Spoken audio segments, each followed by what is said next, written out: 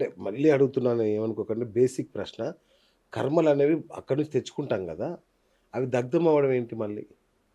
అంటే ఇప్పుడు సంచిత కర్మలనుంటాయి సార్. అవును. ఎన్నో జన్మలు, వందల, వేల జన్మలెత్తుతాం గదా! భూమి మీద జన్మ తీసుకుంటాము. మనకు తెలియకుండా గతాన్ని మర్చిపోయి కర్మలు జేస్తాము. హ్మ్. అవి తీసుకెళ్తాం. మళ్ళీ మనం మరణించినంక అవన్నీ నిండుతూ ఉంటాయి. అట్లా నిండుతూ ఉంటది. ఇక్కడ నిండిపోతూ ఉంటది. అయితే ఆత్మజ్ఞానం ఎప్పుడైతే వస్తదో, వాటిని పోగొట్టుకోవడానికే మనం కిందకొస్తాం. ఆ కర్మల్ని క్లియర్ జేసుకోవడానికే వస్తాం. ఒక పరమాత్మ అవ్వడానికే. ఇదంతా ఖాళీ జేసి పరమాత్మ అవ్వడానికే వస్తాం. అవును. అట్లా చేసినప్పుడు ఏమైపోతుందంటే మర్చిపోయి మళ్ళీ మళ్ళీ తప్పులు జేయడం అది నిండుతూ ఉంటది. అవి దగ్ధం చేసుకోవడానికే భూమి మీదకొస్తాం. అంటే అచ్చా! నేర్చుకోవడానికే వచ్చేది మెయిన్. ఓకే. ఓకే. అంటే ఈ భూలోకము ఒక పాఠశాల. ఓకే. ఇప్పుడు మనం స్కూల్ ఉంది సార్. అందులో 10థ్ క్లాస్ వరకు ఉంటది. అందులో ఒక టీచర్ ఉంటది. హ్మ్. ఆ స్కూల్‌లో ఉన్న పిల్లలకి ఒక టీచరు చెప్తూ ఉంటది. అలాగే ఈ భూమండలంలో గూడా ఏందంటే మనకి స్కూలే. ఇక్కడ మాస్టర్స్ అంతా గురువులే. ఆ గురువుల దగ్గర మనం లెసన్స్ నేర్చుకుంటున్నాం. అంటే మంచి చెడులు. ఏం జేస్తే కర్మగా మారుతది, ఏది జూస్తే పుణ్యము భోగంగా మారుతది. ఇవన్నీ మనం నేర్చుకుంటున్నాం. ఓకే. ఆత్మజ్ఞానం ద్వారా కర్మల్ని దగ్ధం జేసుకోవాలి. భూమి మీదకి మెయిన్ వచ్చేదేందంటే అనుభవాలు పొందడానికే సార్. ఎలా ఓకే. అంటే ఇప్పుడు బాధొచ్చిందనుకో, బాధలో ఆ ఫీలింగ్ నీకెట్లుంటది? హ్మ్. దాన్ని నువ్వు క్లియర్ జేసుకోవాలి. సో, కర్మల్ని దగ్ధం చేసుకోవడం గూడా కర్మానుసారమే. ఆ! ఇక మేడం ధ్యానం. ధ్యానం విషయం మీరు ధ్యానం చాలా ఇంపార్టెంట్ అని చెప్పారు కాబట్టి, అయితే మీరెంత చెప్పినా ధ్యానం చేయాలంటే చాలా మందికి భయం. అమ్మో! దెయ్యాలొస్తాయో, భూతాలు కనబడతాయో ఈ ధ్యానంలో అని ఒక టెన్షన్. అసలేంటసలు ఈ ధ్యానం ఎలా చేయాలి?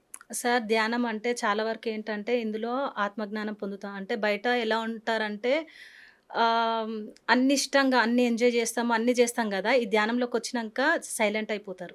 కంప్లీట్‌గా ఎలా అచ్చా! అయిపోతారంటే ఆహ్, తిట్టే వాళ్ళని తిట్టకుండా ఆగిపోతారు. కోపము అణిగిపోతది. అంటే కంట్రోల్ అవుతదనమాట. షడ్ వర్గాలన్నీ కంట్రోల్ అయిపోతాయి. అంటే సరెండర్ అయిపోతారు.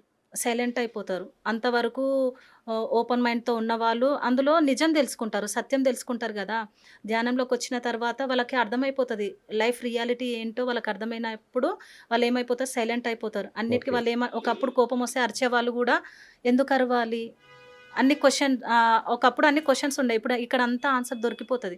దొరికినప్పుడు సైలెంట్ అయిపోయినప్పుడు ఎదుటి వాళ్ళకేమనిపిస్తదంటే ఇలా అయిపోయారు. ఓకే. సైలెంట్ అయిపోయారు. ఇంకా పిచ్చోల్లాగా ఎళ్ళిపోతారు ఇంట్లో నుంచి. మార్పులొస్తాయి సార్. ధ్యానంలోకొచ్చినాక ఏమైపోతదంటే చాలా మార్పులొస్తాయి. బాడీలో గాని, మెంటాలిటీలో చాలా చేంజెస్ ఒస్తాయి. అంటే సత్యం దెలుసుకుంటాం దీంట్లో. ధ్యానంలోకొచ్చినంక రియాలిటీ అంటే నా చుట్టూ జరిగేదంతా మనకర్థమైపోతది. మన ఇంట్లో ఉన్న వాళ్ళంతా మనకర్థమైపోతది. ఈ కర్మలు, బాధలు, కష్టాలు అంతా అర్థమైపోయినంక ఏమైపోతారంటే ఒక్క నిమిషం. ఫర్ ఎగ్జాంపుల్ నేను భీష్ముని గురించి చెప్తాను సార్. హ్మ్.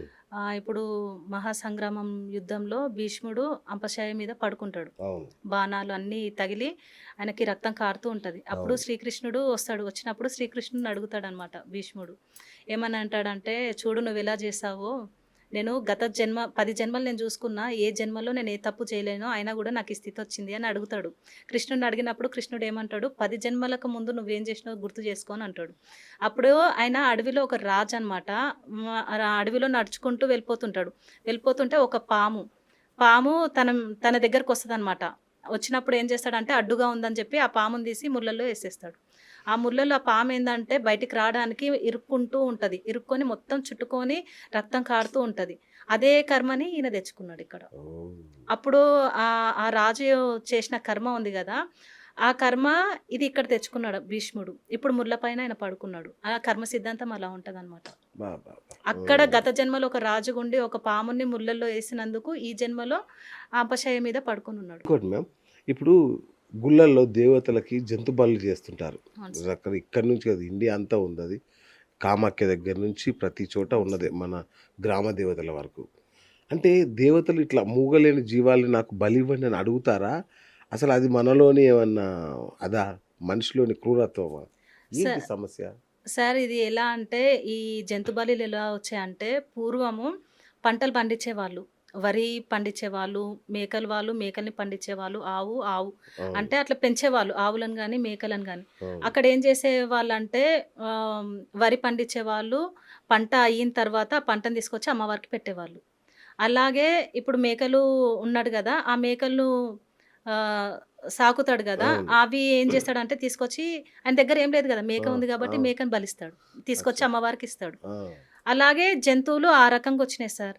అంటే ఓకే. మనం ఇప్పుడు ఏం చేస్తున్నామంటే అప్పుడు బలిదానం చేశారు గదా! అని చెప్పి అది ఇప్పుడు ఇస్తున్నారు గానీ, అప్పుడు ఆ పంట అంటే ఎవరు ఏది పండిస్తే అది అమ్మవారికి ఇచ్చేవాళ్ళు. ఓకే. అక్కడ ఏమైపోయిందంటే బలి ఇచ్చినందుకే మాకు మంచి జరిగింది.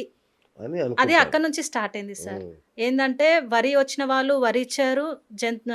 మేకల్ని మేకల వాళ్ళు మేక మేకలిచ్చారు. ఆవు ఇచ్చినప్పుడు మంచి జరిగిందన్నప్పుడు జనాలందరూ ఏమనుకుంటున్నారంటే అమ్మవారికి జంతువులను బలిస్తే మంచి జరుగుతుంది ఆ! అనే ఉద్దేశంతో బలిదానం స్టార్ట్ అయింది. అబ్బా! చాలా టెంపుల్‌లో బలిదానంలో ఒకప్పుడు చేసేవాళ్ళు. శ్రీశైలంలో గాని, అవును. తిరుపతిలో గూడా ఇచ్చేవాళ్ళు. ఇప్పుడేందంటే ఆపేశారనమాట. కొంతమంది గురువులు ఏం హ్మ్. చేశారంటే ఇది కరెక్ట్ గాదు. ఆపేయాలని ఆపేశారు. ఓకే. ఒకప్పుడు ఉండేది సార్. ఎలా అంటే మన పాతకాలంలో నా చిన్నతనంలోనే నేను చూసాను. అంటే క్షుద్ర పూజలు గాని, బలిదానాలు అంటే శ్మశాన వాటికలో బ బలి ఇవ్వడము. ధనం కోసము అమ్మవారు అడుగుతుందని జెప్పేసి మనుషులని, జంతువులని బలిచ్చేవాళ్ళు. ఇవి నాకన్నీ తెలుసు. నేను చిన్నగున్నప్పుడు అన్నీ నేను విన్నాను. హ్మ్. హ్మ్. హ్మ్. విన్న తర్వాత నాకు భయం పుట్టుకొచ్చింది. నాతో ఆడుకున్న ఒక అమ్మాయి ఉండేది. ఆ అమ్మాయిని తీసుకెళ్ళి నాతో కలిసుంది. నెక్స్ట్ డేనే ఆ అమ్మాయిని ఏదో చేశారు సార్. అది నేను చూసా. అవునా? నాకర్థమైంది. అప్పుడు అంటే ఇప్పుడు తగ్గినయి. ఇప్పుడు తగ్గినయి. ఒకప్పుడు మాత్రము మనుషులనిచ్చేవాళ్ళు. అవును. నరబలులు చేశారు గదా! అవును. ఇచ్చేవాళ్ళు. మనుషులనిచ్చేవాళ్ళు. ఏ దేవత అడగదు సార్. ఏ దేవత జంతు బలి అడగదు. అంటే అప్పటినుంచి జంతువులను బలిచ్చారు గదా! ఆ సాంప్రదాయంగా ఇస్తున్నారు అంతే గాని, జంతువులు గూడా అమ్మవారికి బిడ్డలే. ఆ బిడ్డలే. ఆమె ఏమి అడగదు. నాకు ఇది ఇవ్వండి అని అడగదు. ఏంటంటే ఇప్పుడున్న సిట్యుయేషన్ ఏందంటే జంతు బలి ఇచ్చారనుకోండి, వీళ్ళు విందు చేసుకుంటారు. అవును. ఆ అమ్మవారికి యెస్. బలిచ్చినట్టుంటది. వీళ్ళు హ్యాపీగా అవును. ఎంజాయ్ చేస్తారు. భోజనం చేస్తారు. అలా వచ్చింది. ఇంకోటేంటంటే ఒకప్పుడు పెద్ద పెద్ద బిల్డింగ్‌లు కడితే మనుషుల్ని గూడా బలిచ్చేవాళ్ళు. దానికి అవును. దిష్టి తలగొద్దు అవును. అని జెప్పేసి మనం చిన్నప్పుడు ఇచ్చేవాళ్ళు. విన్నాం సినిమా థియేటర్‌లో ఇట్లా ఏం సినిమా కట్టినా గూడా థియేటర్లు నరబలిచ్చేవాళ్ళు. అవును. నరబలి ఇచ్చేవాళ్ళు. అవి కొంచెం తగ్గినాయి సార్. ఇప్పుడు లేవు అవును. గానీ, జంతువులను బలైతే ఇస్తున్నారు. దిష్టి హ్మ్. తలగొద్దు అనేసి అవును. ఇస్తున్నారు. అదేంటంటే, ఇప్పుడు అన్నిటికంటే దారుణంగా బాధపడుతుంది ఏందంటే కోడి సార్. హ్మ్. కోడి. ఆ కోడి ఏంటంటే, ఇప్పుడు మేక గాని, ఆవు గాని పుట్టిన బిడ్డని కాసేపట్లో దగ్గర తీసుకుంటది. కన్న అవును. తర్వాత అవును. తీసుకుంటది. ఈ కోడి ఏమైపోతుందంటే, ఫార్మ్‌లో పెడుతున్నారు గదా!